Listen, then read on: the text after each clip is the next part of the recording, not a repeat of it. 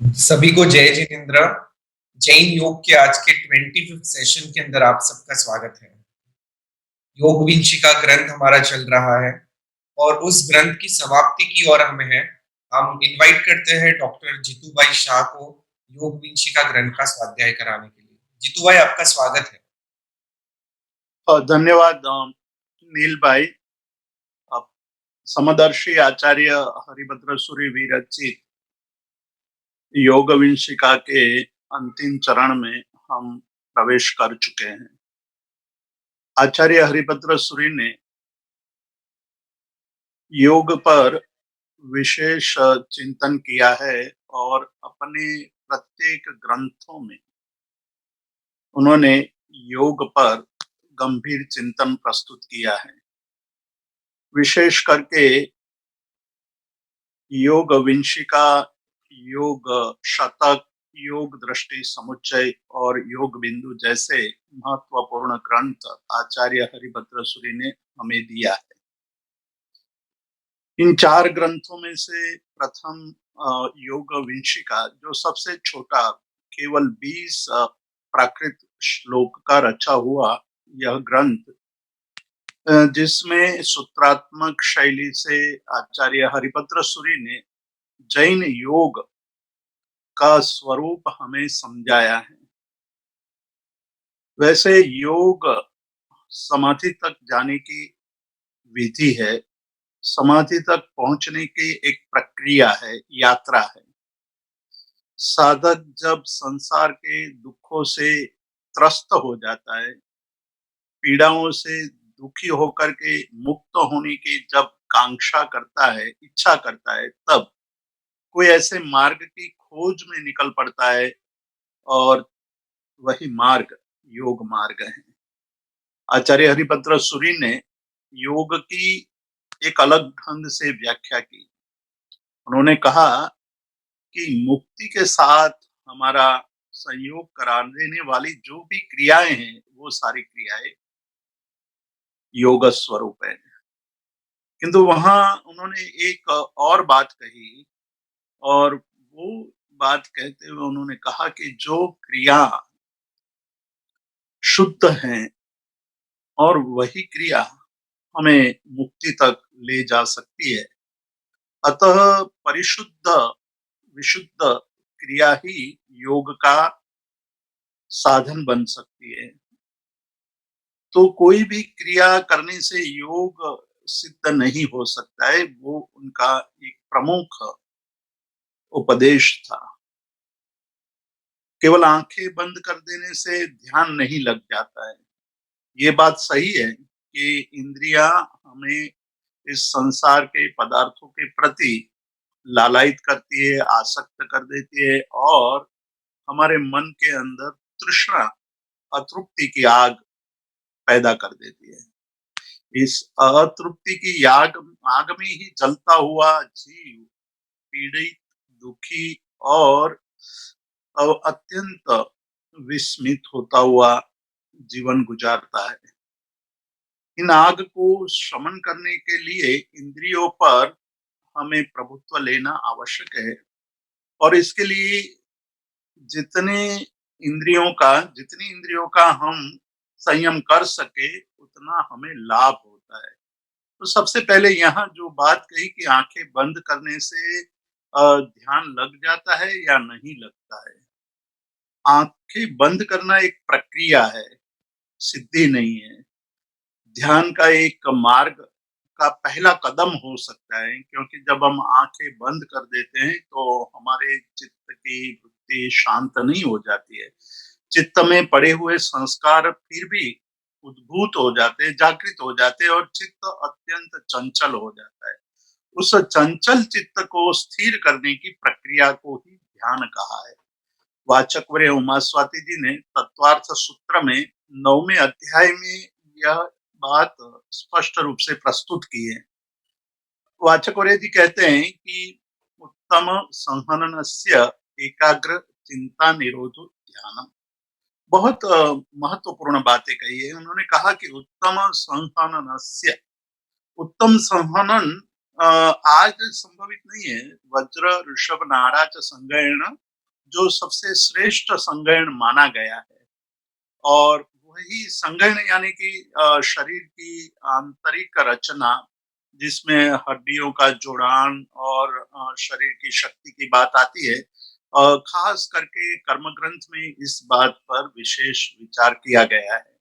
आज हमारा यह विषय नहीं है, किंतु ध्यान में रहे इसीलिए उसका थोड़ा-सा चिंतन यहाँ हम करेंगे कि इस शरीर की जो संरचना है अंदर की हड्डियों के जॉइंट की, वो इस प्रकार की होती है जिसके कारण शरीर को कोई भी कष्ट आए तो भी वो पीड़ा ज़रूर पाता है, लेकिन फिर भी उसको ज़्यादा लंबे समय तक पीड़ा का अनुभव नहीं करना पड़ता है। उस प्रकार की एक संरचना जिसको वज्र ऋषभ नाराच संज्ञान कहा गया है।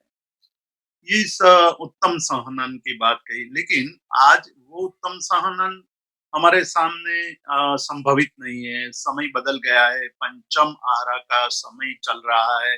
मनुष्य की शारीरिक शक्ति निरंतर घटती जा रही है, मतलब शारीरिक शक्ति का क्षय होता जा रहा है। और इसीलिए शरीर के जो जॉइंट्स वगैरह हैं, वो भी शिथिल होते गए हैं। और इसलिए एक स्थान पर लंबे समय तक बैठना हमारे लिए मुश्किल है। किंतु यह बात जब उत्तम संहनन शब्द का प्रयोग करके हमें इस बात पर इंगित करते हैं, हमारा ध्यान खींचते हैं कि शरीर सुदृढ़ होना आवश्यक है। लंबे समय तक एक स्थान पर बिना हलन-चलन किए हुए बैठना, वो हमारे शरीर की सुदृढ़ता की निशानी है और ध्यान के लिए ये पहला कदम है। पहली आवश्यकता मानी गई है शारीरिक क्षमता की वृद्धि। अ, आज जो हमारी शारीरिक क्षमता है वो बहुत ही शिथिल हो चुकी है। तथापि हमने ये देखा है कि शरीर का यह स्वभाव है। आप जिस प्रकार से शरीर का उपयोग करेंगे वैसे ही शरीर वो ढलता जाएगा। मतलब आप आराम से बैठने की कोशिश करोगे तो धीरे-धीरे शरीर को आरामदायक कुर्सी, चेयर्स ही पसंद आएगी। कहीं ऐसे ही बैठना हुआ तो उनको वहाँ ऊबने लगेगा, शरीर कष्ट का अनुभव करने लगेगा। किंतु यदि हम कोशिश करते हैं तो धीरे-धीरे हमारा शरीर उस प्रकार से ढलने लगता है। इसलिए स्थान शब्द का प्रयोग करके आचार्य हरिभद्र सूरि ने हमें उत्तम संहनन शब्द के तरफ ही इंगित किया है कि शरीर को सुदृढ़ करना चाहिए।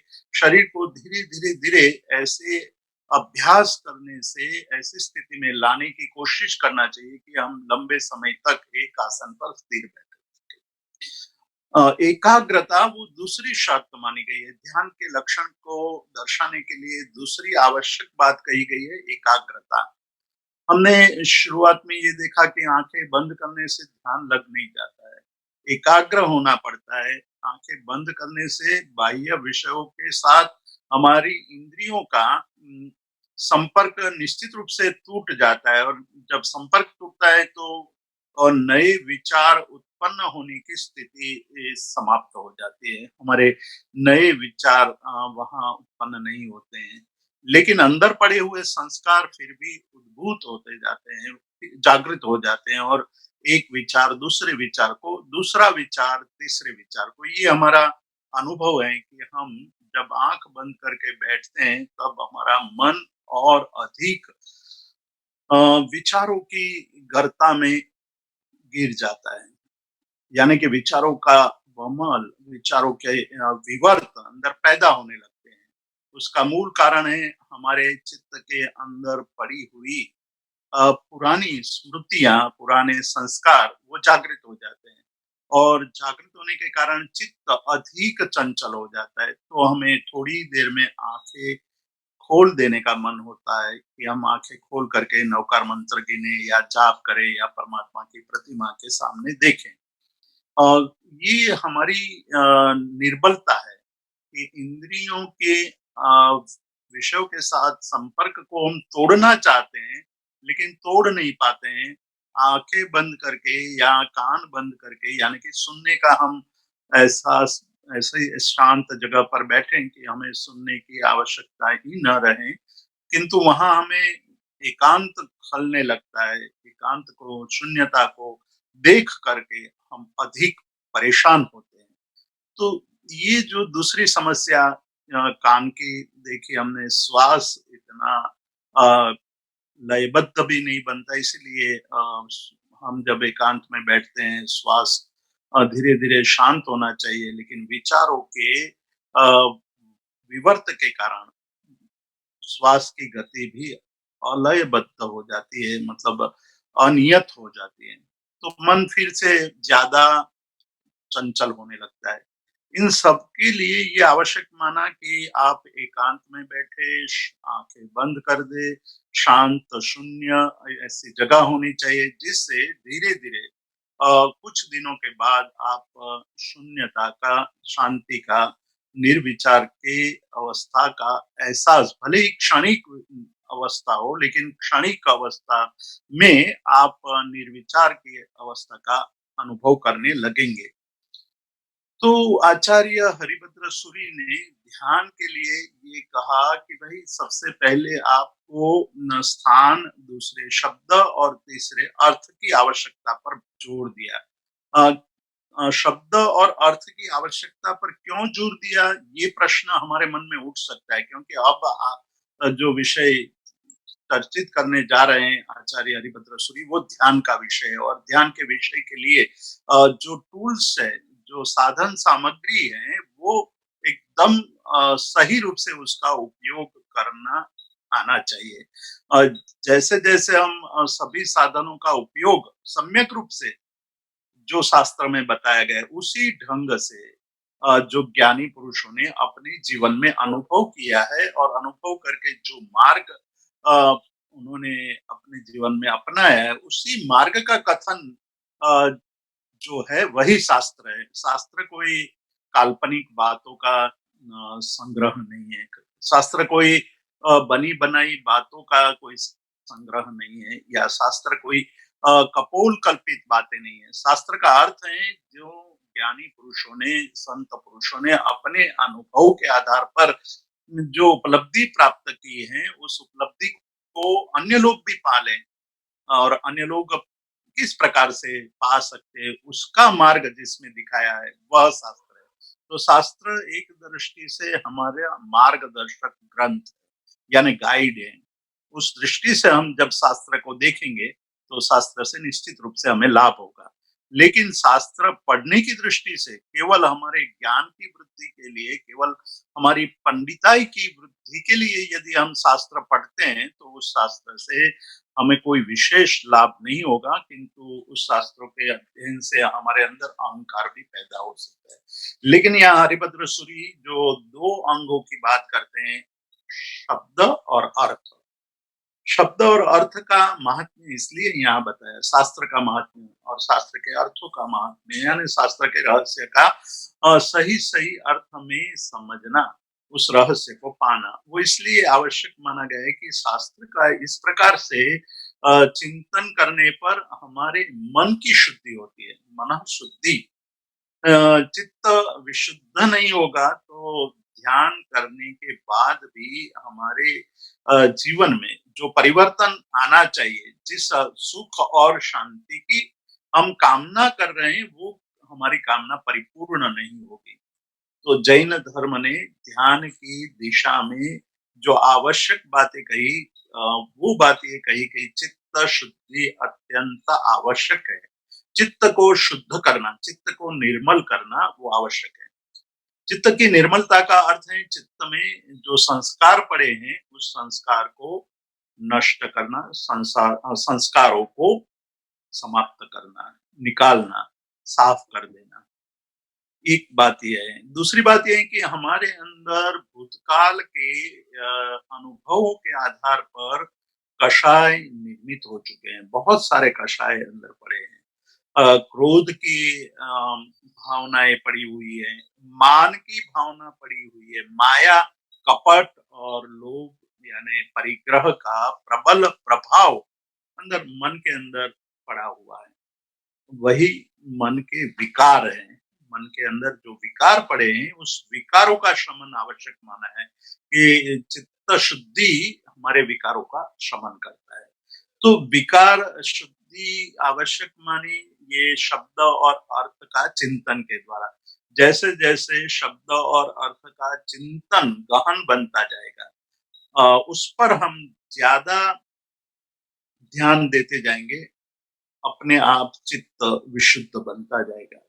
अब चित्त विशुद्ध बनता जाए तो चित्त को एकाग्र करने की बात आती है कि एकाग्रता कैसे प्राप्त की जाए, वो बात आज हरिभद्र सूर्य में करने वाले हैं कि चित्त की एकाग्रता के बिना हम चित्त के द्वारा या मनुष्य जन्म के चरितार्थ करने की जो बात है, वो बात हम किस प्रकार से प्राप्त कर सकते हैं, वो चर्चा आज हरिभद्र सूरी ग्रंथ के अंतिम चरण में, जो बहुत ही महत्वपूर्ण और बहुत ही गंभीर बात है, जो आज करें हम लोग उस पर चिंतन करेंगे। तो जो आचार्य हरिभद्र सूरी का कहना है कि चित्त विशुद्ध हो जाए, उसके बाद ध्यान करना है, ध्यान के लिए एकाग्रता आवश्यक है। एकाग्रता के लिए चिंता निरोध, मन के अंदर जो चिंतन पड़ा हुआ है, मन के अंदर विचारों की एक लंबी परंपरा निरंतर चलती रहती है। सो जाने के बाद भी, मतलब हम निद्राधीन हो जाते हैं तब भी मन का चिंतन चलता रहता है। इसीलिए जैन शास्त्रों ने एक बहुत बड़ी बात कही कि हम सो जाते हैं तब भी कर्मबंध चालू रहता है, कर्मबंध रुकता नहीं है। तो जिसका चित्त निर्मल होगा, उसके जीवन में कर्मबंध अल्प होगा, निर्जरा ज्यादा होगी। और चित्त में यदि विकार पड़े हुए हैं तो सो जाने के बाद भी, जब हम कुछ भी नहीं कर रहे हैं, लेकिन हमारा चित्त तो बहुत कुछ कर रहा है, बहुत कुछ कर रहा है, और वो स्वप्न के रूप में उद्भूत होते हैं, वो अंदर ही अंदर विकार को घूंटते रहते हैं, मतलब उसको बहुत ज्यादा तीव्र बना देते हैं, जिसके कारण उस पर विजय पाना मुश्किल हो जाता है। इसलिए संतों ने, अनुभवियों ने एक बात कही कि उनके अपने अनुभव के आधार पर कि आप जब सोते हैं तो आपका जो अंतिम विचार है, वो निरंतर अजागृत मन में, सबकॉन्शियस माइंड में निरंतर घूमता रहता है, और वही सुबह के पहले विचार के रूप में आपके सामने खड़ा आकर के रहता है। मतलब दिन का अंतिम विचार ही दूसरे दिन का पहला विचार बन जाता है। इसीलिए कहा गया कि रात को सोते समय आप शुभ विचार, पवित्र विचार, निर्मल विचार करें, जिसके द्वारा रात्रि के पूरे समय तक हमारे सबकॉन्शियस माइंड में वो विचार गूंजता रहेगा। वो विचार निरंतर यात्रा करता रहेगा, जिससे हमारे मन के अंदर जो विकार हैं या विकार पड़े हुए हैं, उसको तोड़ने में हमें सफलता मिलेगी। तो विचारों की ये महत्ता को जैनाचार्यों ने बहुत पहले देख ली थी कि विचार किस प्रकार से मानव जीवन को प्रभावित करता है। इसीलिए हम लोग जब सोते हैं तो कहते हैं कि भाई 12 नौकार या 8 नौकार या 10 नौकार या किसी परमात्मा का स्मरण करते हुए सोए। जो परमात्मा का स्मरण करके सोता है वो रात को उठना, अनिद्रा का रोग और चिंता का रोग उससे सताता नहीं है, और सुबह उठते ही उनका पहला विचार परमात्मा के स्मरण के रूप में सामने आ जाता है, तो वो पवित्र विचार है। ये पवित्र विचार उनके जीवन में प्रसन्नता, शांति और आनंद लेकर आता है। तो अंतिम विचार और पहला विचार, दिन का अंतिम विचार यानी कि रात्रि का सोने के समय जो अंतिम विचार है, वही दूसरे दिन पहला विचार बन जाता है। तो ये विचारों की यात्रा बड़ी विचित्र है, और कई बार मैंने कहा है और आज के मनोवैज्ञानिकों ने ये सिद्ध किया है कि एक आदमी अपने दिन भर के समय में कुल 80,000 विचार करता है। 80,000 विचारों की यात्रा प्रतिदिन हम करते हैं, यानी कि एक भी दिन ऐसा नहीं है कि हम इतने विचार ना करते हैं। उस विचारों की मात्रा को कम करना, विचारों की मात्रा को कम करते हुए जो पहले शब्द और अर्थ के चिंतन के द्वारा जो विशुद्धि प्राप्त हुई है, उस विशुद्धि की प्राप्ति को देखते हुए हम आगे बढ़ते हैं, तो उसके लिए आवश्यक है कि हम कौन से विचारों को ज़्यादा महत्व दें, किस विचारों की आवश्यकता है और उस विचारों की आवश्यकता पर यहाँ विचार करते हैं कि हमारा एक ध्येय होना चाहिए और उस ध्येय को लेकर के हम कोई कार्य करेंगे, तो हमारा विचार बहुत ही शुद्ध, विशुद्ध बनता जाएगा। ध्येय किसको बनाना है? तो ध्येय है परमात्मा। ध्येय आपने निश्चित कर लिया कि हमें मन को कहाँ ले जाना है। मन बहुत जगह पर भटकता है, बहुत ही जगह पर। जो भी देखता है उसको पाने के लिए या उसको तिरस्कार करने की बात करने लगता है। कुछ मिल गया तो उसको पकड़ करके सुरक्षित रखने की चिंता में लगा रहता है। कभी कोई ने उसको ले लिया तो उस पर हिंसा के विचार, दूसरे की अच्छी चीज़ों को देखकर हमें उसको पाने की भावना होती है, नहीं मिलता है तो चोरी आदि करके भी हम उसको प्राप्त करने की कोशिश करने लगते हैं। किसी की हिंसा, चोरी और माया, कपट, ये सारे बहुत सारे विचार हैं और इस उन विचारों पर हम चिंतन करें तो पता चलेगा कि एक दिन में हमारा चित्त कितने विचित्र विचारों की यात्रा करता हुआ आगे बढ़ता है। उन विचारों की यात्रा इसलिए हो रही है कि आलंबन हमने स्पष्ट नहीं निश्चित किया है। हमारा उद्देश्य, हमारा ध्येय कौन-सा है, वो हमने निश्चित नहीं किया है। यदि हमारा ध्येय निश्चित हो जाए, मतलब हमारा डेस्टिनेशन निश्चित हो जाए, तो हमारे लिए फिर वही विचार मन में रहेगा। नारद ने भक्ति सूत्र की रचना की, बहुत अच्छे भक्ति सूत्र बनाए। उन भक्ति सूत्रों में एक बात उन्होंने ये ध्यान के साथ संलग्न ऐसी एक बात कही है कि भक्त के लिए अब एक ही चीज प्राप्त करने योग्य रह जाती है और वो परमात्मा। और जब परमात्मा की प्राप्ति की विचारणा उनके मन में लग जाती है, वही रट लग जाती है, वही प्राप्त करने का एकमात्र लक्ष्य रह जाता है, तो हर चीज में वो परमात्मा को देखता है। देखने की परिस्थिति बदल जाती है, देखने का जो ढंग है, नजरिया है, वो बदल जाता है। तो ध्येय की निर्णय होने पर, ध्येय का निश्चय हो जाने पर हमारे लिए ये बहुत ही सरल हो जाता है कि बस हमें इसी मार्ग पर आगे चलना है। तो वो मार्ग निश्चित हो जाने के कारण हम हमारे जीवन के अंदर विचारों को एक दिशा दे सकते हैं। तो परमात्मा को ध्येय के रूप में इसलिए पसंद किया जाता है कि परमात्मा शुद्ध है, निर्मल है और जो आत्मा पर लगे हुए कर्म हैं, उनसे संपूर्ण मुक्त हैं।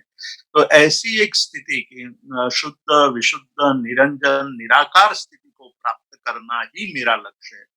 ये केवल मनुष्य जन्म में संभवित है। मनुष्य जन्म के अलावा किसी और जन्म में ये संभव नहीं है।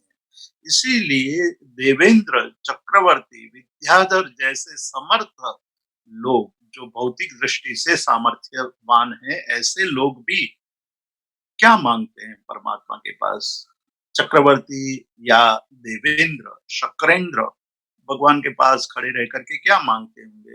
ये प्रश्न हमारे मन को सताता होगा कि भई भगवान ये शक्र है, वो भी भगवान की भक्ति करता है, तो क्यों भक्ति करता है? क्या पाने के लिए भक्ति करता है? क्या माँगता होगा? तो वहाँ कहते हैं कि शक्रेंद्र के पास किसी चीज़ की कमी नहीं है।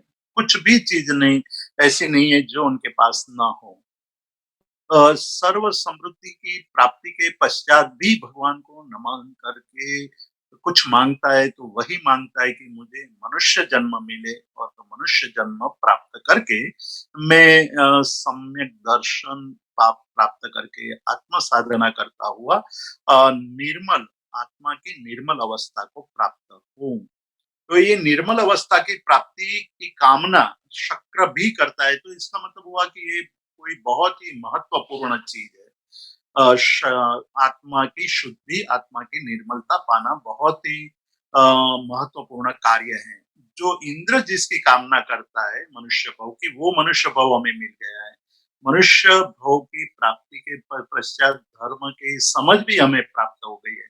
अब कमी है वो है हमारी जो एकाग्रता प्राप्त करने की प्रवृत्ति की कमी है। तो वो इसके लिए कहते हैं कि ध्यान करना चाहिए। ध्यान में एकाग्र संवेदी हमारे मन को, हमारी चेतना को एकाग्र करना है। एक एक ही चीज़ में उनको एक स्थिर करना है।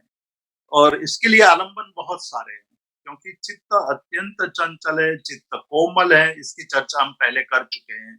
आज मैं उस पर ज़्यादा चिंतन करना नहीं चाहता हूँ कि चित्त की चंचलता, चित्त की कोमलता चित्त का स्वभाव अत्यंत विचित्र है। उस विचित्रता पर हमें प्रभुत्व पाना है, तो उसके लिए आलंबन की आवश्यकता है। ध्येय निश्चित हुआ है इसलिए आलंबन अपने आप निश्चित हो जाएगा। ध्येय हमारा निश्चित हो गया कि परमात्मा ही हमारा ध्येय है और ध्येय परमात्मा है, तो परमात्मा ने जिस प्रकार से साधना करके चित्त की निर्मलता को प्राप्त किया, उसी प्रकार मैं भी चित्त की एकाग्रता को, चित्त की निर्मलता को प्राप्त करने की कोशिश करूंगा। तो जिसने इस प्रकार की स्थिति प्राप्त कर ली है, उसका ध्यान करना और उसको निरंतर अपनी चित्त में उसका ही स्मरण करना। तो वो नारद अपने भक्ति सूत्रों में यही कहता है कि भक्त जब परमात्मा को ही अपना लक्ष्य बना लेता है, तो सर्वत्र उनको केवल परमात्मा ही दिखाई देता है। हर चीज में उनको परमात्मा का दर्शन होने लगता है कि परमात्मा ने उनको आंखें दी हैं। अब वैदिक परंपरा के अनुसार मैं बात कर रहा हूँ, परमात्मा की आंखों उनको मिली है या उनको मनुष्य जीवन मिला है या उनको कुछ भी मिला है, तो उसमें परमात्मा की कृपा ही उनको ये सब प्राप्त करने में निमित्त भूत हैं। तो इस प्रकार से सभी में जब परमात्मा दिखाई देने लगे, तो किसी में भी उनको क्रोध करने का, माया करने का, मान करने का, लोभ करने का विचार ही नहीं आएगा कि मैं परमात्मा का भक्त हूँ और परमात्मा को दुख नहीं दे सकता हूँ, तो हर एक में परमात्मा का अंश पड़ा है, तो उसको मैं कैसे दुख दे सकता हूँ। ये वैदिक परंपरा की बात हुई, लेकिन उसका मूल तत्व तो यही है कि हमारा ध्येय निश्चित हो जाए, हमारा लक्ष्य निश्चित हो जाए, तो हमें उसी को पाने के लिए हमारे अंदर सबके प्रति वही भाव पैदा होगा। प्रत्येक आत्मा में हमें परमात्मा दिखाई देंगे। प्रत्येक आत्मा में परमात्मा का दर्शन होने लगे, तो हम जिस प्रकार से परमात्मा के सामने किसी प्रकार के अशुभ भावों का चिंतन नहीं कर सकते हैं, क्योंकि हमारी एक मर्यादा है, हमारा एक ये स्वभाव भी है और उससे आशातना होती है, ऐसा हमें सिखाया गया है। तो जिस प्रकार से परमात्मा की प्रतिमा के सामने हम कोई दोष सेवन नहीं करते हैं आशात्मा के भय के कारण, लेकिन जब हम हर एक आत्मा में, प्रत्येक आत्मा में परमात्मा का दर्शन करने लगे, तो किसी भी आत्मा को दुख देने को भी हम आशात्मा ही समझने लगेंगे कि मैं कैसे इनको आशात्मा का भोग कर सकूंगा, मैं उनको दुख नहीं दे सकता हूँ। आज भले ही वो पत्नी के रूप में है या पुत्री के रूप में है या भाई के रूप में है या बहन के रूप में है, संभव है कि अगले कुछ ही भवों में वो तीर्थंकर बन के मोक्ष प्राप्त कर लेंगे और मैं नरक में भटकता रहूंगा। इस प्रकार के भाव जब उनकी आत्मा के अंदर पड़े हुए तत्व को देखने का जब हमारा भाव हो जाएगा, तब हम बहुत सारे अशुभ कर्मों से, बहुत सारी अशुभ क्रियाओं से मुक्त हो जाते हैं। तो इस प्रकार का एक चिंतन हमारे अंदर शुरू हो जाता है और जब हम आंखें बंद करके हमारे आराध्य का चिंतन करने लगते हैं, तो आराध्य का चिंतन करते हुए एकाग्रता बहुत जल्दी होने लगती है और एक समय ऐसा आ जाता है और वो समय है कि जिस समय आत्मा और परमात्मा के बीच की जो भेद रेखा है, वो भेद रेखा टूट जाती है, वो समाप्त हो जाती है। भेद रेखा रहती ही नहीं है। जब भेद रेखा नहीं होती है, तब आत्मा और परमात्मा एक रूप हो जाते हैं। आज अभी तक इधर परमात्मा है, इधर आत्मा है, दोनों के बीच में अंतर है, वो एकाग्रता के द्वारा धीरे-धीरे कम होते-होते एक रूप हो जाता है, तो आत्मा स्वयं परमात्मा स्वरूप की अनुभूति करने लगता है। इसलिए कहते हैं कि समापत्ति हो जाती है, सम-आपत्ति। समत्व की, एक रूपता की, वही परमात्मा तत्व में जो श्रेष्ठ गुण है, उसी की अनुभूति स्वयं हो जाती है। मैंने एक समय एक बहुत बड़े योगी को ये पूछा था कि आप ध्यान करते रहते हैं, कई घंटों तक ध्यान करते हैं और ध्यान में केवल आप परमात्मा का ही स्मरण करते रहते हैं, तो आप ऊब नहीं जाते हैं? आपको ये ध्यान करते-करते आपको ऐसा नहीं लगता है कि एक ही चीज़ मैं क्यों कर रहा हूँ? तो कहते हैं कि ये तो न इसलिए ऐसी संभावना नहीं है कि हम जिस समय ध्यान के अंदर एकाग्र हो जाते हैं, तब जिसका ध्यान करते हैं उसके साथ हमारा एकत्व भाव का अनुभव होता है, तब समय समय का अंतर समाप्त हो जाता है और स्थल का अंतर समाप्त हो जाता है और देह का भी अंतर समाप्त हो जाता है। इसलिए उस समय कितना समय बीत गया या कितने समय तक हम बैठे रहे, वो कुछ ही भान नहीं रहता है। तो उस समय केवल आनंद और शांति का अनुभव ही शेष बचता है। तो वो मन जब एकाग्र हो जाता है, तब ये अनुभव होने लगता है। तो ये बात यहाँ आचार्य हरिभद्र सूरी इस प्रकार से हम एकाग्रता का अनुभव कर सकते हैं। उसके लिए कहते हैं कि ध्यान 2 प्रकार के हैं, 2 प्रकार के ध्यान की बात करते हैं। कहते हैं कि एक ध्यान है वो सालंबन ध्यान है, आलंबन, जिसमें हमें किसी एक चीज़ का आलंबन लेना पड़ता है। आलंबन 2 प्रकार के होते हैं, एक शुभ आलंबन, एक अशुभ आलंबन। यहाँ निश्चित रूप से हम अशुभ आलंबन की बात नहीं करते हैं, हम शुभ आलंबन की बात करते हैं। अशुभ आलंबन पुनः हमारे अंदर क्रोध, मान, माया, लोभ, हास्य, रति, अरति, भय, शुभ, जुगुप्सा, काम आदि अन अनिष्ट भावनाओं का उद्बोधन करेगा, उसको उजागर करेगा। वो निश्चित रूप से यहाँ हमें इच्छित नहीं है। हम शांति और सुख की अपेक्षा से, निर्जरा की अपेक्षा से, हमारी आत्मा का जो शुद्ध स्वरूप है, उसको पाने के लिए हम ये साधना कर रहे हैं। तो उस साधना के लिए शुभ आलंबन ही आवश्यक है और शुभ आलंबन का हमें ये विचार करना चाहिए कि शुभ आलंबन क्या हो सकता है, इसको हम आलंबन बनाएं। एक दूसरे ढंग से भी हमें आलंबन का चिंतन करना चाहिए। जब आलंबन की बात चल ही रही है, तो एक दूसरे प्रकार का आलंबन की बात भी करनी चाहिए। वो आलंबन है एक पुष्ट आलंबन, पुष्ट मतलब प्रबल आलंबन, और दूसरा है अपुष्ट आलंबन, यानी कि निर्बल आलंबन। शुभ आलंबन 2 प्रकार के यहाँ विभाग करते हैं कि एक पुष्ट आलंबन है, एक अपुष्ट आलंबन है। पुष्ट आलंबन का मतलब प्रबल आलंबन, मतलब हम ध्यान कर रहे हैं, ध्यान करते-करते हमने शुभ के रूप में किसी मुनि का आलंबन लिया। मुनि भी शुभ है, हमने आलंबन भी शुभ लिया है और वो मुनि आचार में शिथिल है। हम जानते हैं उसके आचार की सारी बातें, पर आलंबन उनका लेते हैं और आलंबन जब लेते हैं तो मन हमेशा जब निर्बल आलंबन को पकड़ लेता है तो अपने दोषों की पुष्टि करता जाता है, हमेशा अपने दोषों को पुष्टि की भी। साधु भी इस प्रकार के आचरण कर लेते हैं तो मैं करता हूँ उसमें कोई दोष नहीं है, मैं तो गृहस्थ हूँ, मैं इस प्रकार का आचरण करूँ उसमें कोई मेरी गलती नहीं है, इस प्रकार का भाव पैदा होगा। इसीलिए अ, अपुष्ट आलंबन को मतलब निर्बल आलंबन का निषेध किया गया है। पुष्ट आलंबन लेना चाहिए, मतलब सर्वश्रेष्ठ क्रिया करते हुए भी हमारे अंदर यदि पुष्ट आलंबन होगा, तो हम मन में ये सोचेंगे कि मैं आज जो कार्य कर रहा हूँ उससे कई गुना अधिक पूर्व काल में हमारे पूर्वजों ने किया हुआ है। वो भी वही शारीरिक स्थिति के स्वामी थे।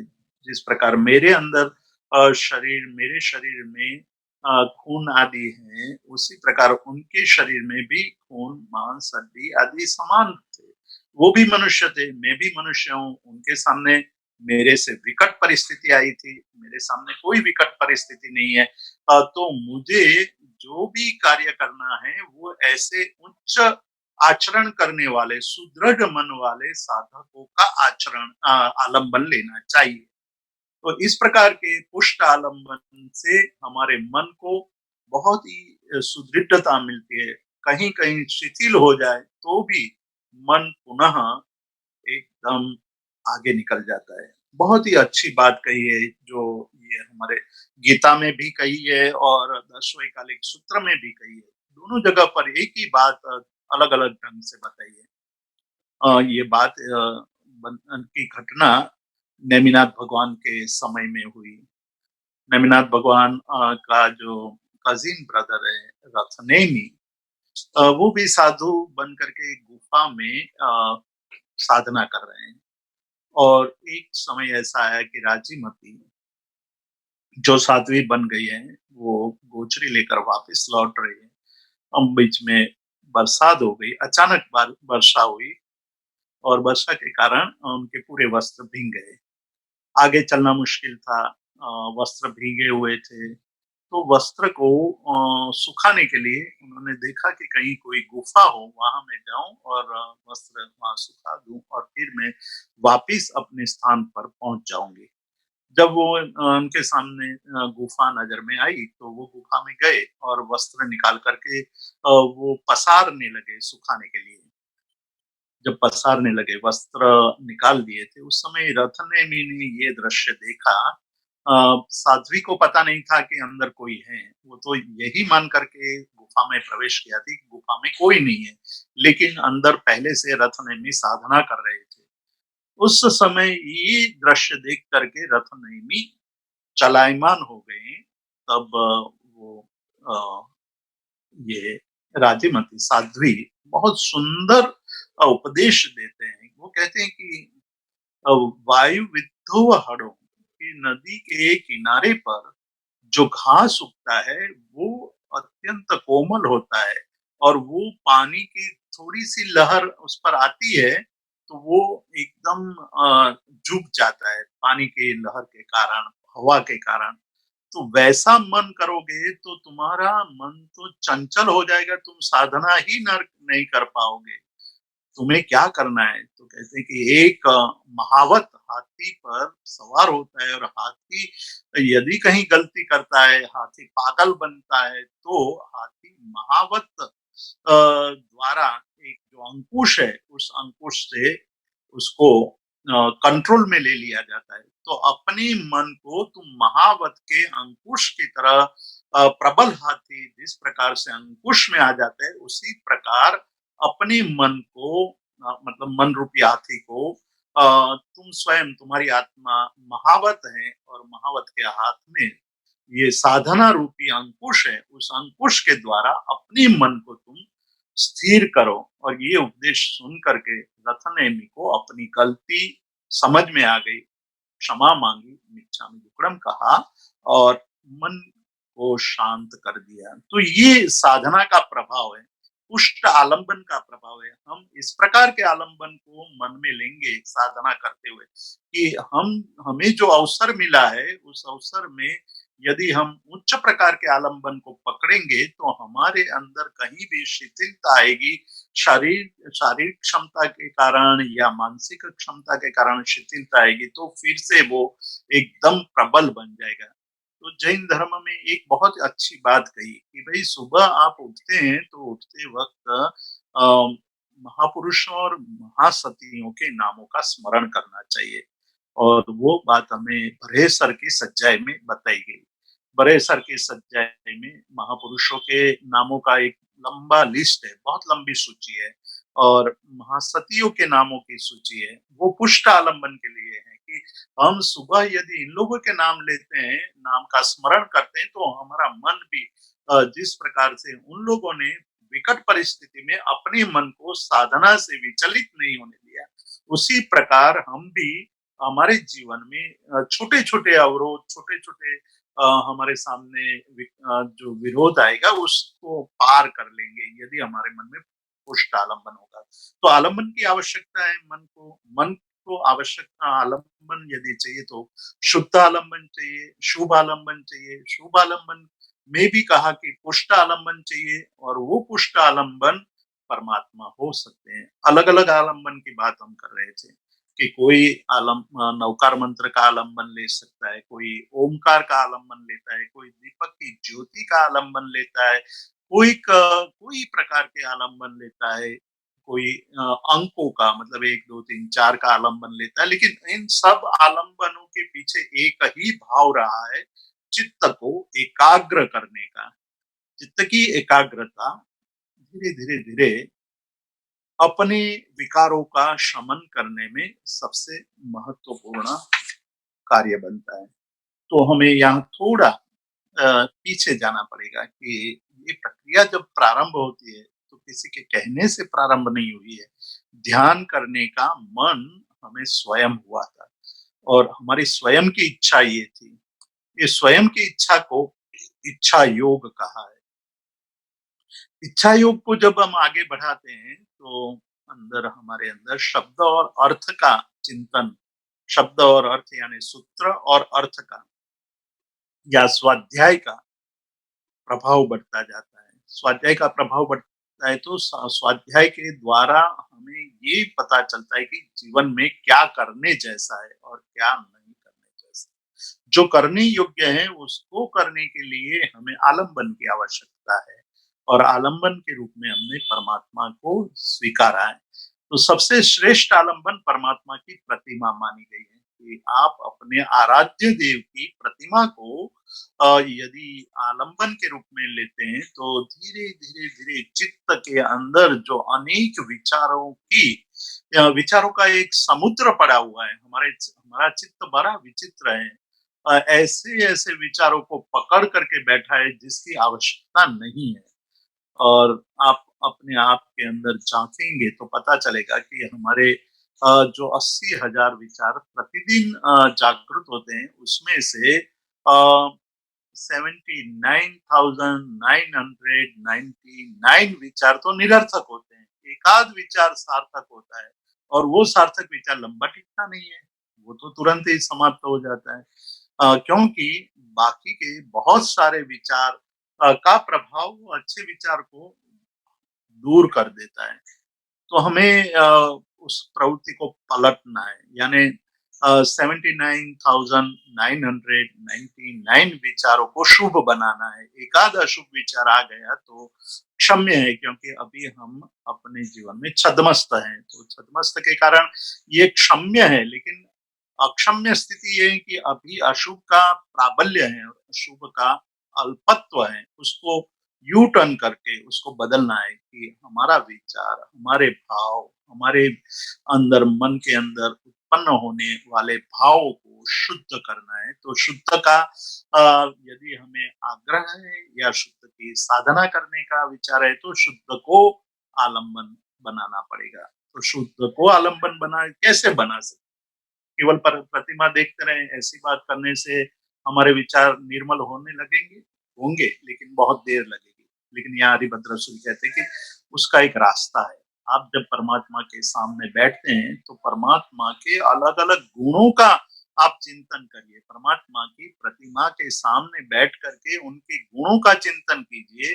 जब गुणों का चिंतन करने लगेंगे कि भाई परमात्मा आपका ज्ञान कैसा था?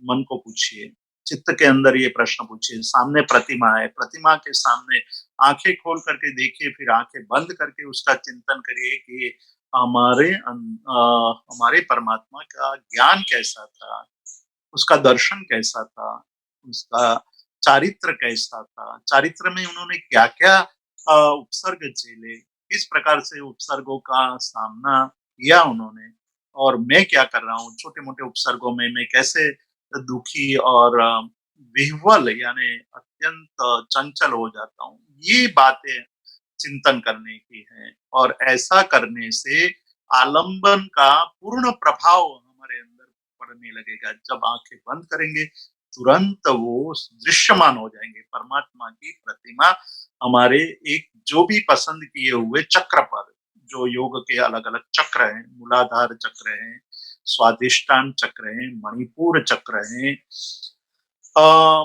अनाहतन चक्र है, विशुद्धि चक्र है, आज्ञा चक्र है और सहस्रार चक्र है। आज्ञा चक्र दो भ्रमरों के बीच, दो भावों के बीच जहां हम तिलक करते हैं, वो स्थान आज्ञा चक्र है। अधिकतर साधक आज्ञा चक्र पर अपने आराध्य देव यानी परमात्मा को देखने की कोशिश करता है। आज हम जब परमात्मा का दर्शन करने की बात, बिना देखे देखने की बात, मतलब बिना देखे यानी आंखों का प्रयोग किए बिना, यही यहाँ से ही रहस्य की शुरुआत होती है। रहस्य यानी रहस्यमय साधना की। योगी हमेशा ये रहस्यमय साधना की बात करते हैं।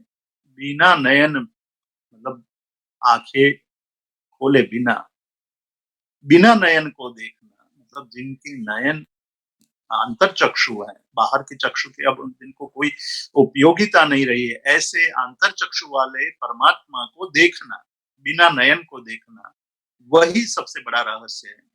बिना नयन को कैसे देखा जाएगा, ये प्रश्न हमें हमेशा सताएगा, लेकिन साधक के लिए ये सरल हो जाता है। तो आज्ञा चक्र यानी ये जो हमारा चक्र है वो आज्ञा चक्र है, या हमारे हृदय पर बीच वाला जो हृदय है, वो एक उस समय उस जगह पर हमें वो तत्व को देखने की कोशिश करनी है, हमारे आराध्य देव को देखने की कोशिश करनी है।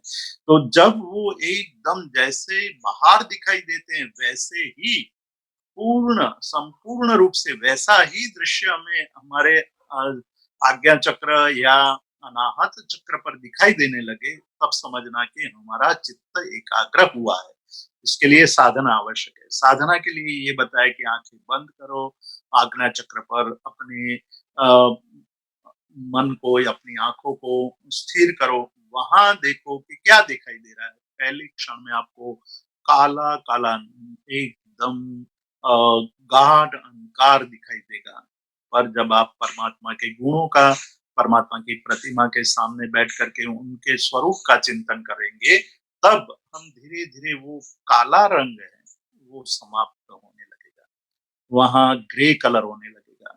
धीरे धीरे ये समय लगेगा, मतलब आज ही आपने आंखें बंद की और आपको ग्रे कलर दिखाई देने लगे, ऐसा संभवित नहीं है। उसके लिए आवश्यक है साधना, निरंतर साधना।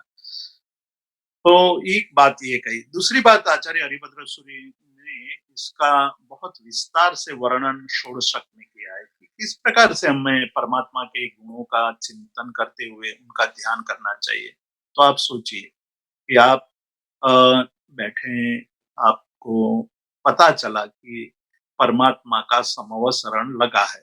समवसरण लगा है, ये सुन करके आपके मन के अंदर अत्यंत प्रसन्नता होने लगती है कि मैं परमात्मा के समवसरण में जाकर के परमात्मा का दर्शन करूं। ये ये सारा चिंतन, ये पूरा मन में एक चित्र की तरह, एक चलचित्र की तरह आपके मन के भाव चलने लगने चाहिए। जब ऐसा होने लगेगा तो अंदर से प्रसन्नता आने लगेगी। प्रसन्नता आएगी तो आप मानो कि चौथे आरे में परमात्मा जहाँ विचरण कर रहे थे, उस जगह पर जहाँ समोह शरण लगा है, वहां पहला चांदी का गढ़ है, दूसरा सुवर्ण का है, तीसरा रत्नमयी गढ़ है। उस गढ़ों पर चढ़ते हुए, जहाँ पहले पर सभी ने अपने वाहन रखे हैं, दूसरे में पशु हैं, तीसरे में आप 12 पार्षदा लगी हुई है, वहाँ गणधर भगवंत हैं, केवली भगवंत हैं, साधु हैं, साध्वियां हैं, देव हैं, देवियां हैं, श्रावक हैं, श्राविकाएं हैं, बहुत सारे सामान्य जन भी परमात्मा की वाणी को सुनने के लिए आए हैं, और परमात्मा सिंहासन पर विराजमान है। परमात्मा का जो स्वरूप है, अशोक वृक्ष सुर पुष्प वृष्टि दिव्य ध्वनि चामर मासनम च, इसका चिंतन कीजिए कि वो सिंहासन पर बैठे हैं, अशोक वृक्ष है, पूरा हरा भरा वृक्ष है, उसके ऊपर भिन्न भिन्न पंछियां बैठ करके प्रसन्न रूप से वहां बैठे हुए हैं, देवदुंदु भी बज रही है, और धीरे धीरे पुष्प वृष्टि हो रही है, गंधोदक यानी वातावरण में अत्यंत सूची पवित्र सुगंध आ रही है, और वहां सभी लोग परमात्मा को देख करके अपने जीवन की धन्यता का अनुभव कर रहे हैं। कर रहे हैं, मैं वहां पहुंचा हूँ, मैं वहां पहुंच करके परमात्मा को नमन कर रहा हूँ, परमात्मा को देखकर मेरे रोम रोम पुलकित हो गए हैं। और आज मैं अपने जीवन का सबसे श्रेष्ठ धन्य दिन मैं समझ रहा हूँ, और परमात्मा की वाणी मेरे कान में पड़ रही है। मतलब आज तक मैंने कभी अमृत पिया नहीं है, पर आज जब मैं परमात्मा के शब्दों का श्रवण कर रहा हूँ, तब मुझे लग रहा है कि मैं कान से सुधा रस का पान कर रहा हूँ। मैं अपने कर्ण से अमृत का पान कर रहा हूँ, और वो मेरे शरीर में जा करके पूरे शरीर को अत्यंत पवित्र, मन को अत्यंत प्रसन्न कर रहे हैं। और सभी लोग वहां समय का भान भूल करके परमात्मा के सामने पूर्ण भक्ति भाव से, भक्ति भर निभरेण ययेन, भक्ति से पूर्ण छलोछल भरे हुए हृदय से वहां परमात्मा की वाणी का स्मरण कर रहे हैं। इस प्रकार का चिंतन, वो आलंबन ध्यान हुआ।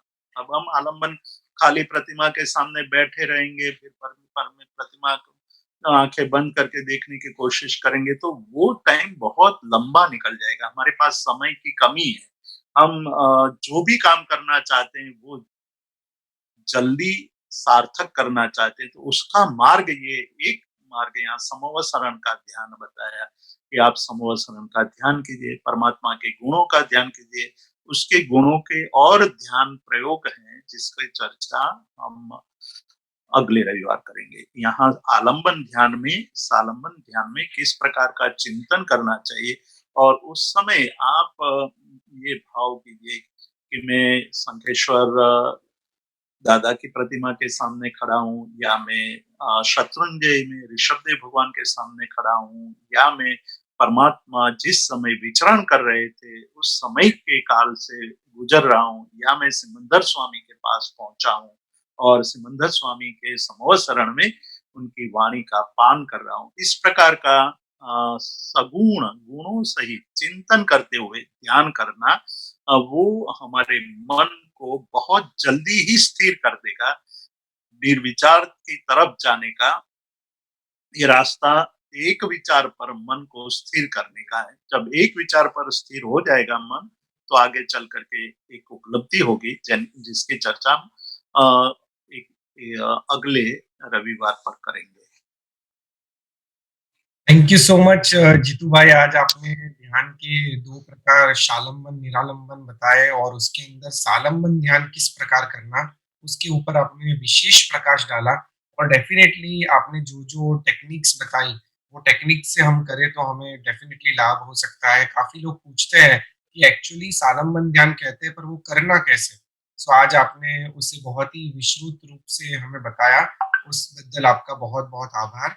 और अभी मैं दर्शकों से कहना चाहूंगा, हमारे जितने भी जुड़े लोग हैं, किसी को भी कोई प्रश्न है तो हम एक आध प्रश्न ले सकते हैं, फिर हम प्रैक्टिकल सेशन की ओर आगे बढ़ेंगे। प्रणाम जितेंद्र भाई। प्रणाम। समापत्ति એ જ ભેદ જ્ઞાન છે કે ભેદ જ્ઞાન જુદું? અભેદ, ભેદમાંથી અભેદ તરફ, એટલે પરમાત્માની સાથેનો અભેદતાનો અનુભવ તે સમાપત્તિ. એટલે આત્મા ને પરમાત્મા એક થાય એ સમાપત્તિ. એક થાય. પહેલા તો દેહથી છૂટું પડવું એ ભેદ જ્ઞાન. દેહથી છૂટા પડ્યા પછી આત્માને પરમાત્મા સાથે જોડવું તે સાલંબન ધ્યાન. અને એ સાલંબન ધ્યાનમાં એક રૂપતાનો અનુભવ તે સમાપત્તિ. એટલે આત્મા અને પરમાત્માના એકત્વનો બોધ, એકમેકપણાનો બોધ, કે હવે હું રહ્યો જ નથી, મારું અસ્તિત્વ ખરી જાય. અત્યારે શું છે કે આપણે દેહના અસ્તિત્વ પર, દેહના સ્તરે જીવી રહ્યા છે. આંખો બંધ કરી એટલે મનના સ્તરે જીવવાનું શરૂ થાય. મનના સ્તરે પાછા કશાયો, ક્રોધ, માન, માયા, લોભ, રાગ, દ્વેષ વગેરે અનેક વિકારો પડેલા છે, એને આપણે અનુભવીએ. એ પણ જ્યારે ધ્યાન ઉપર જાઓ એટલે ધીરે ધીરે એ શાંત થવા માંડે. એ ધ્યાનમાં તમે જે સાલંબન એટલે કે પરમાત્માનું ધ્યાન તમે સ્વીકાર્યું, તો એ પરમાત્મા સાથેનું એકત્વ, એક મેકત્વ, ત્યારે સ્વનું અસ્તિત્વ સમાપ્ત થઈ જાય. એટલે સ્વ છે જ નહીં, હવે કશું રહ્યું જ નથી, હું પોતે રહ્યો જ નથી. જ્યારે એ પ્રકારની અનુભૂતિ થાય તેને સમાપત્તિ. અને જ્યારે એ અનુભૂતિ मैं तो गुजराती में बोलने लगा। वो अनुभूति जब होने लगती है तो वो अनुभूति से हमारे अंदर के जो अहंकार है, वो सबसे बड़ा जो हमें परेशान कर रहा है वो समाप्त हो जाता है। तो परमात्मा स्वरूप की अनुभूति, परमात्मा स्वरूप का एकत्व भाव वो समापत्ति है। हाँ जी, जितेंद्र भाई प्रणाम। प्रणाम। हाँ जी, ये अभेदता की जो बात है, जो परमात्मा के साथ में अभेद और स्वरूप का मिट जाना, तो ये बाह्य जो सालंबन परमात्मा का जो ध्यान कर रहे हैं उसके साथ एक में एक होना या अपने स्वरूप के साथ अभेद होना, ये दोनों में कुछ फर्क है? बाहर का जो एक रूपता है वो केवल आलंबन ध्यान है, वो वहां से प्रारंभ होता है। बाह्य आलंबन को पकड़ करके मन को एकाग्र करते हुए धीरे धीरे अंदर उतरते जाएंगे, गुणों का स्मरण करते हुए। मतलब फिर बाहर का आलंबन जो है वो तो केवल आपका चित्त चंचल होता है, तो आंखें खोल करके देख लीजिए कि परमात्मा की प्रतिमा है या परमात्मा का फोटो है, उसके सामने मैं बैठा हूँ, तो चंचलता धीरे धीरे कम होती जाएगी। फिर अंदर ही कोई भी एक चक्र, जैसे हमने 2 चक्र की बात कही, आज्ञा चक्र और हमने विशुद्धि चक्र, अपने अनाहत चक्र, ये 2 चक्र पर हमने खास करके ध्यान के लिए ये बात करते हैं। तो ये 2 चक्र में से किसी एक चक्र पर अब भौतिक प्रतिमा का आलंबन नहीं है, अंदर अभौतिक प्रतिमा, हमारे मानसिक द्वारा रचे हुए चित्र का दर्शन हो रहा है वहाँ। मतलब चित्र तो वही दिखाई देगा जो बाहर प्रतिमा है, वैसा ही चित्र दिखाई देगा। आज हमारे अंदर आंखें बंद करते हैं तो कोई चित्र नहीं दिखाई देता है, और दिखाई भी देता है तो सांसारिक वस्तुओं का चित्र दिखाई देता है। और वही बातें हमें याद आने लगती है कि मैंने वहाँ वो देखा था, वह खाया था, वही वस्त्र देखे थे, वह पात्र देखे थे, इस प्रकार के विचार आते हैं, तो वो सांसारिक अवस्था है। लेकिन जब हम परमात्मा के आलंबन को लेकर के अंदर ही अंदर परमात्मा के स्वरूप को देखने लगेंगे, तो धीरे धीरे उनमें गुणों का चिंतन शुरू होगा, और गुणों के चिंतन से एक समय ऐसा आ जाएगा कि मेरा और परमात्मा का स्वरूप तो एक ही है, जो जैसे परमात्मा है वैसा ही मैं हूँ। और इस प्रकार की अनुभूति बहुत क्षणिक होती है, लेकिन बहुत ही अद्भुत होती है। उसका जो रस है, उसकी जो अनुभूति है, वो पूरे जीवन को मतलब इतना प्रभावित कर देती है कि बाद में ये क्रोध, मान, माया, लोभ, जिसको आज हमने सार्थक माना है और उसको करके हम ये मानते हैं कि हमने बहुत बड़ा काम कर लिया है, वो सारे तुच्छ लगने लगते हैं। और तुच्छ लगने लगते हैं तो हमें लगता है कि हम क्यों क्रोध, मान, माया आदि करें, हम फिर अपने आप उससे मुक्त होने लगेंगे। तो अंदर जब एकत्व की अनुभूति वो बहुत ही क्षणिक होती है, लेकिन बहुत ही जैसे अमृत का एक बूंद, उसके लिए बहुत बड़े-बड़े घट या बड़े-बड़े टैंकर नहीं चाहिए जिसमें इतना पानी भरा हुआ और उतना अमृत भरा हुआ और वो मिले तभी हम समृद्ध होंगे या समृद्धि का अनुभव करें, ऐसा नहीं है। एक बिंदु का जैसे अध्यात्म बिंदु नाम का एक ग्रंथ है, वहाँ बिंदु शब्द का प्रयोग क्यों किया है? बिंदु मतलब एक क्षण के लिए भी वो अनुभव हो जाता है तो पूरा जीवन प्रभावित हो जाता है। तो एक क्षण के लिए आत्मा का परमात्मा के साथ एकत्व का भाव कोई भी एक चक्र में स्थिर होते हुए वो समापत्ति है। तो समापत्ति में भी खुद की आत्मा वही परमात्मा, उसके ऊपर ही फोकस। हाँ, खुद ही परमात्मा स्वरूप है, वैसा ही होगा, लेकिन मार्ग इस प्रकार से होगा, इसी मार्ग से गुजरते हुए चलेंगे। बरोबर। थैंक यू नील भाई, थैंक यू वेरी मच। तो जीतू भाई, इसी के साथ हम थ्योरी क्लास को यहाँ विराम देंगे और प्रैक्टिकल की ओर आगे बढ़ेंगे। सो प्रैक्टिकल सेशन के लिए मैं स्मिता जी को इनवाइट करता हूँ। स्मिता जी। सबको मेरा जय जिनेंद्र। प्रैक्टिकल सेशन पे आप सबका स्वागत है।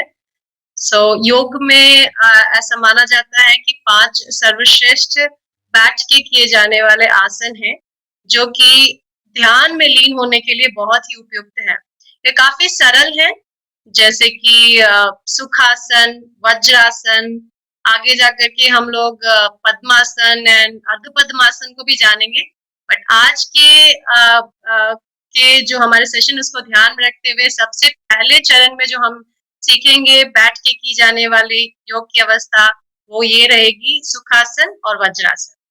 सो ये है कि बैठ करके की जाने वाली कोई भी आसनों के पहले ये बहुत आवश्यक है कि हम कुछ आसन खड़े होकर के करें, जिससे कि हमारे जो लोअर बॉडी में जो है वो रक्त संचालन है वो थोड़ी फ्री हो जाए, थोड़ा लोअर बॉडी में ब्लड सर्कुलेशन ज्यादा बहने लगे, जिससे कि हमारे जो अगर हमारे कहीं पे पेन है या कहीं पे नॉट्स हैं वो रिलीज हो जाए।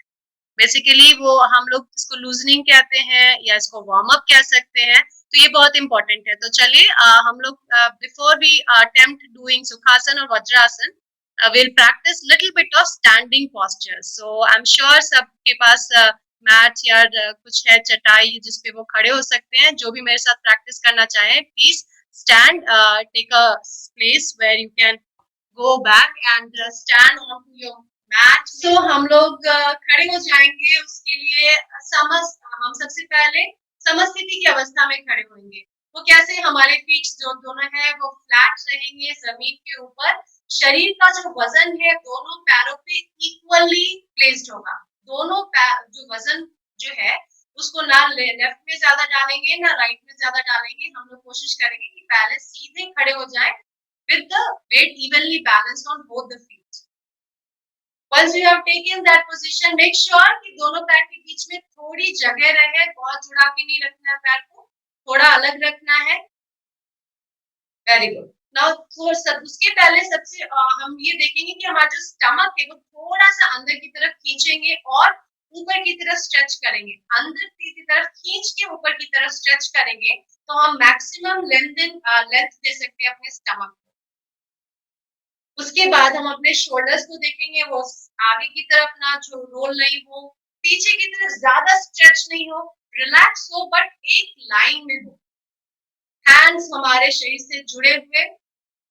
इस अवस्था में जाकर जब हम आगे अपना पर्सनल प्रैक्टिस करेंगे तो हम थोड़ी देर ज्यादा रुकेंगे, जहां पे हम अपने रेगुलर जो ब्रीदिंग है उस पे फोकस कर पाए। बट अब हम यहाँ से आगे की तरफ प्रोसीड करेंगे। हम अपना फर्स्ट आसन ताड़ासन की तरफ प्रैक्टिस करेंगे। उसके लिए 2 ब्रेथ को यूज करेंगे, इनहेल एंड एक्सहेल। इनहेल करते हुए या सांसों को लेते हुए एड़ियों और हाथों को ऊपर की तरफ उठाएंगे इस तरह, और सांसों को छोड़ते हुए हाथ और एड़ियों को दोनों को नीचे की तरफ ले आएंगे। इस तरह से 6 बार प्रैक्टिस करेंगे। सांसों को लेते हुए हाथों और एड़ियों को एक साथ ऊपर उठाएंगे और छोड़ते हुए सांसों को छोड़ते हुए दोनों को नीचे ले आएंगे। Very good. इनहेल करते हुए हाथों और एड़ियों को ऊपर, बहुत ऊपर नहीं जाना है। एक्सहेल करते हुए धीरे धीरे नीचे। 3 बार और। इनहेल करते हुए धीरे धीरे हाथों और एड़ियों को ऊपर, बैलेंस बना रखना है। एक्सहेल करते हुए धीरे धीरे नीचे। इनहेल करते हुए ऊपर, एक्सहेल करते हुए नीचे, और लास्ट टाइम इनहेल करते हुए ऊपर, एक्सहेल करते हुए नीचे। Very good. अब हम साइड बेंड्स की प्रैक्टिस करेंगे। उसके लिए 4 ब्रेथ को यूज करेंगे। कैसे? इनहेल करते हुए लेफ्ट हैंड को हम ऊपर ले जाएंगे। सब कोई अपना लेफ्ट हैंड ऊपर लाए, कानों से सटा, और एक्सहेल करते हुए सांसों को छोड़ते हुए राइट की तरफ झुकेंगे। वापस सांसों को लेते हुए बॉडी को सीधा करेंगे और सांसों को छोड़ते हुए लेफ्ट हैंड को वापस शरीर के किनारे। अब इनहेल करते हुए सांसों को लेते हुए राइट हैंड को ऊपर, एक्सहेल करते हुए लेफ्ट की तरफ झुकेंगे। इनहेल करते हुए वापस शरीर को सीधा, एक्सहेल करते हुए हाथों को नीचे। 3 बार और। Left hand up, inhale, right side bend, exhale, सांसों को लेते हुए वापस सीधा, छोड़ते हुए हाथों को नीचे। राइट हैंड सांसों को लेते हुए ऊपर, छोड़ते हुए लेफ्ट साइड, लेते हुए वापस से सीधा, छोड़ते हुए नीचे। लास्ट टाइम, सांसों को लेते हुए हाथों को ऊपर, राइट की तरफ झुकेंगे सांसों को छोड़ते हुए, सांसों को लेते हुए वापस से सीधे खड़े हो जाएंगे और सांसों को छोड़ते हुए हाथों को नीचे। लास्ट टाइम, राइट हैंड को ऊपर, लेफ्ट की तरफ झुकेंगे सांसों को छोड़ते हुए, वापस से सांस को लेते हुए सीधे खड़े हो जाएंगे और सांसों को छोड़ते हुए। गुड। अब हम लोग थर्ड पोस्चर करेंगे जो कि घुटने, जांग और अपने हिप्स के लिए बहुत इंपॉर्टेंट है और उनको बहुत मजबूत करते हैं, जो कि हमें सीटेड पोस्चर जब हम बैठ करके जो आसन करते हैं उसमें बहुत लाभकारी होते हैं। तो इसके लिए इसको उत्कट आसन कहते हैं और हाफ सिट पोस्चर और chair posture.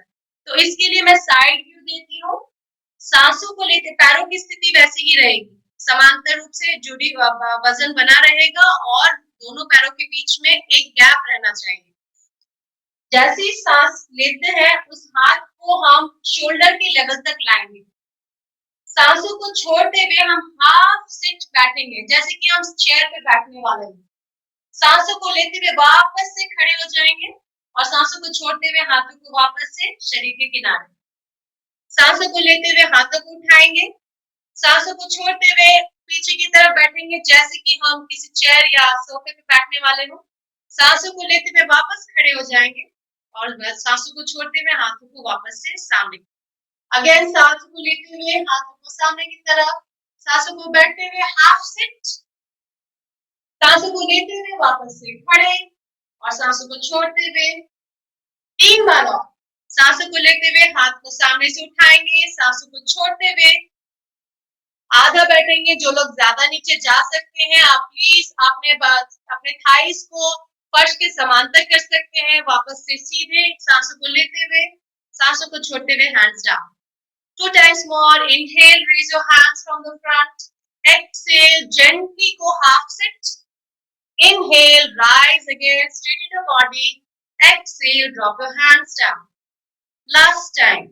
Inhale, hands up. Exhale, half sit.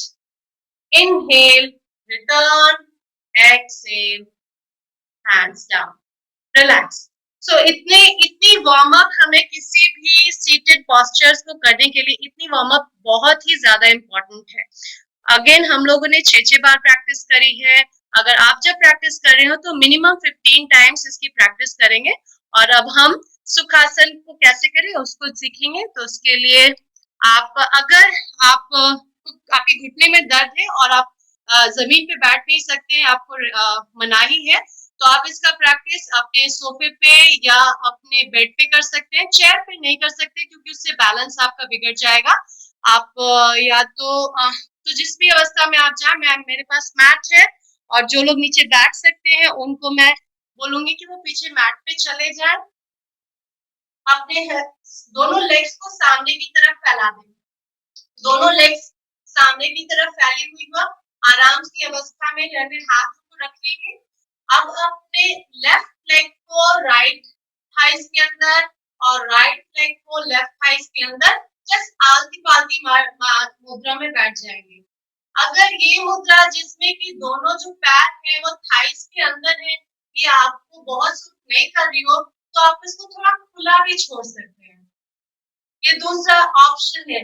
अगर आपके पास इस मुद्रा में आने के बाद आप अपने बैक को सीधा नहीं रख सकते हैं, तो आप एक कुशन या एक हार्ड पिलो या एक तकिया जो कि बहुत थिक होता है उसको अपने हिप्स के नीचे रख सकते हैं। हिप्स के नीचे रखने के बाद उसके एज पे बैठना है। आप बैठ जाने के बाद मिडिल में नहीं जाएंगे, आप उसके एज पे आएंगे। जब आप एज पे आएंगे तब आप नीचे अपने घुटनों को नीचे की तरफ छोड़ सकते हैं। अगर आप बीच में आएंगे तो घुटने के ऊपर ही रहेंगे ऐसे। सो जिन लोगों को ज्यादा देर बैठना है वो बैठ नहीं सकते हैं, लेकिन फिर भी जमीन पे जा सकते हैं, उनके लिए ये किसी भी हार्ड कुशन या तकिए का प्रयोग बहुत इजी है। और जो लोग बैठ सकते हैं उनके लिए बस Sukhasana, left leg right thighs के अंदर, राइट लेग लेफ्ट थाइस के अंदर। बट यहाँ इस स्थिति में आने के बाद सबसे इम्पोर्टेंट बात यह है कि आपके शरीर का ऊपरी भाग जो है उसमें वो सीधी में रहे।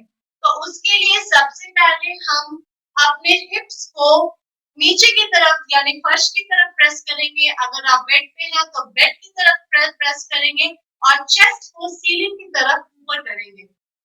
तो आप ये महसूस करेंगे अच्छा खासा लेंथ आपकी रीढ़ की हड्डी में आ जाता है।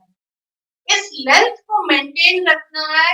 ये लेंथ यहाँ से बेस ऑफ द स्पाइन से आपके सर्वाइकल तक ये मेंटेन रहे।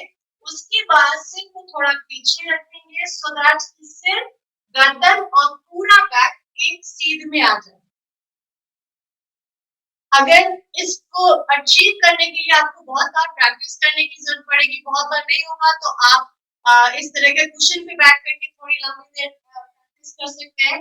बट ये पोस्चर आपको अचीव करना है। जब आपका सिर, गर्दन और रीढ़ की हड्डी एक लाइन में जब आ जाती है, तब आप ये देखें कि आपकी जो कहनियां है वो ढीले से रखी हुई है, स्ट्रेच नहीं है। इस पोजीशन में आने की जरूरत नहीं है। ध्यान में ज्यादा देर अगर आना है तो आपको हाथों को स्ट्रेच करने की जरूरत नहीं है। इसको रिलैक्स रखें, या तो ज्ञान मुद्रा में आ जाए या जस्ट अपने पाम्स को ओपन थाइस पे रख लें। ये आपका सुखासन की अवस्था है जिसमें आप लंबे गहरे देर समय तक अपने श्वास पे एकाग्रता ला सकते हैं। हमारे पास समय की मर्यादा है तो हम ज्यादा देर इस अवस्था में नहीं रहेंगे। आपसे अनुरोध है आप घर में जरूर इसका प्रैक्टिस करें और किसी भी तरह का क्वेश्चंस और क्वेरीज है नेक्स्ट क्लास में आप जरूर पूछें। तो यहाँ से हम बढ़ते हैं सेकेंड पोस्चर, सीटेड पोस्चर, जो कि ध्यान के लिए बहुत उपयुक्त है, वो है वज्रासन। थोड़ा चैलेंजिंग है लोगों को बिकॉज इसमें नीज इन्वॉल्व रहता है। फिर भी जो लोग कर सकते हैं प्लीज अटेम्प्ट करें, नहीं जो लोग नहीं कर सकते प्लीज देखें। सो उसके लिए दो तरह से हम जा सकते हैं। पहले हम नीलिंग अवस्था में आ सकते हैं, मीन्स हम लोग नील डाउन कर सकते हैं, दोनों नीज पे हम लोग खड़े हो जाएं। जब हम नीज पे खड़े होते हैं तो हम अपने जो टो फिंगर्स है उसको कर्ल करके रखें लाइक दिस, कि पहले हम बैलेंस में आ जाएं। बैलेंस क्या है? नीज का, हिप्स का, शोल्डर्स का और हेड का एक सीधे में आना।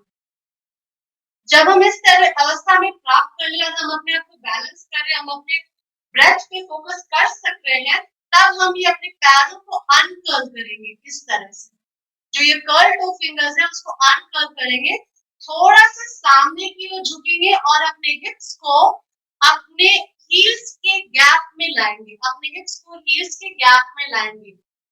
यहाँ आपके पास दो ऑप्शन है कि आप अपने जो बिग टोज है अंगूठों को आप ज्वाइन करके इस तरह से वी शेप में बैठ सकते हैं, या इसको समांतर रख करके भी ऐसे बैठ सकते हैं।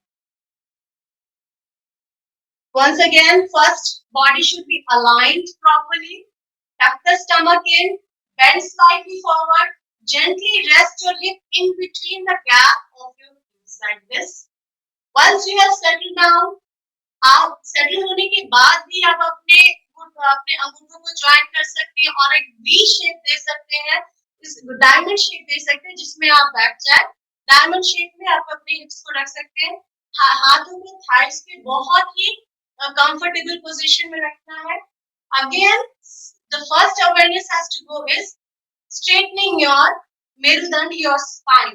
सो आप मेक श्योर कि आपका lower back, middle back, upper back एक सीध में हो, सर्वाइकल गर्दन को थोड़ा पीछे ले जाएंगे, head straight, chin slightly up. Eyes can be closed from now. यहाँ हम आंखें बंद करके हम डेफिनेटली अपने श्वास पे फोकस ला सकते हैं, जैसा कि मैं हमेशा बताती हूँ। First, if you want to attempt on your bring your awareness right under the nostril and watch your breath.